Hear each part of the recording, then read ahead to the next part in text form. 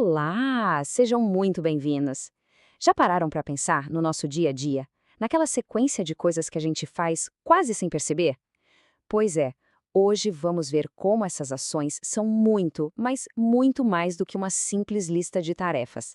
Elas são, na verdade, a própria estrutura que sustenta a nossa vida. Então fica a pergunta no ar: o que de fato organiza o nosso dia?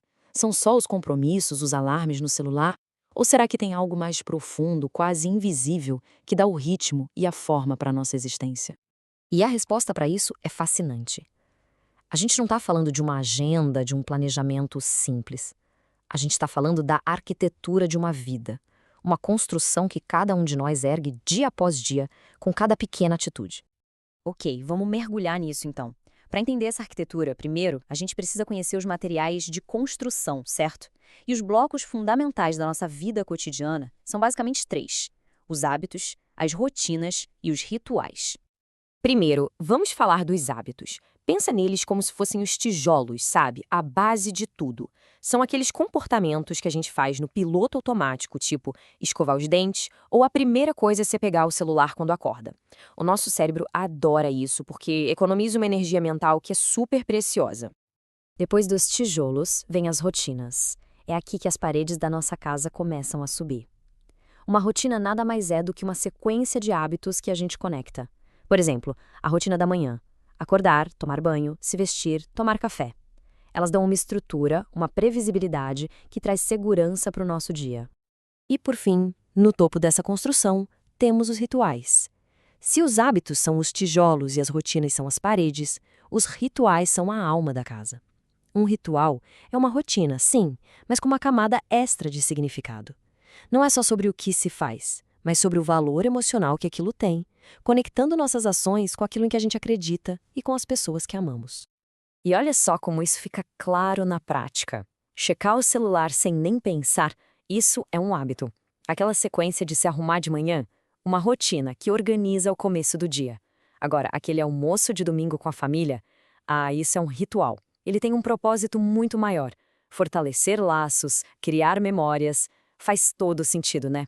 Mas como qualquer construção, essa nossa arquitetura também é vulnerável. Ela pode ser abalada. E o que acontece quando a estrutura da nossa vida diária começa, de repente, a desmoronar? Bom, os especialistas usam um termo interessante para um estado saudável: equilíbrio ocupacional. É quando a gente tem uma mistura de atividades que faz bem, que nutre. O problema aparece justamente no desequilíbrio. Fazer coisas demais pode levar ao esgotamento, ao burnout, e fazer de menos pode levar à apatia, à depressão. A saúde da nossa arquitetura diária é simplesmente fundamental. E aqui tem uma ideia muito forte da pesquisadora Sandra Galigo. O adoecimento não é só um problema no corpo, um evento biológico. Ele é, antes de tudo, uma ruptura na vida cotidiana. É quando uma doença ou uma grande crise vem e quebra as nossas rotinas, tira nosso controle e meio que rasga a história que a gente contava sobre nós mesmos. Mas se o cotidiano pode ser rompido, ele também pode ser reconstruído. E a terapia ocupacional mostra um caminho incrível para isso, usando as próprias atividades do dia a dia como as ferramentas mais poderosas para essa reconstrução. Essas ferramentas são o que chamamos de atividades de vida diária, as famosas AVDs. Elas se dividem em dois tipos. As básicas são alicerce do autocuidado: comer, se vestir, se locomover. Já as instrumentais são mais complexas, são as que nos conectam com o mundo lá fora: cozinhar uma refeição completa, usar o transporte público, cuidar do próprio dinheiro. E esse processo de reconstrução é uma verdadeira jornada. Começa com a ruptura. Aí, uma atividade que parece simples, como cozinhar, é usada não só para treinar uma habilidade, mas para reconstruir a confiança, a autonomia. É através desse fazer que a pessoa vai aos poucos tecendo de novo o tecido da própria vida, dando um novo sentido para o seu cotidiano. Só que é muito importante a gente adicionar mais uma camada de complexidade nisso tudo. A nossa capacidade de organizar a vida diária não depende só de força de vontade, de escolha pessoal. Essa arquitetura não é construída no terreno igual para todo mundo. E o ponto crucial é esse. Existem forças externas muito poderosas em jogo. A dimensão social, por exemplo, nossos papéis como mãe, pai, profissional, isso dita o ritmo do dia. A dimensão simbólica, que é o significado que a gente dá para uma tarefa, pode transformar um fardo num ato de amor.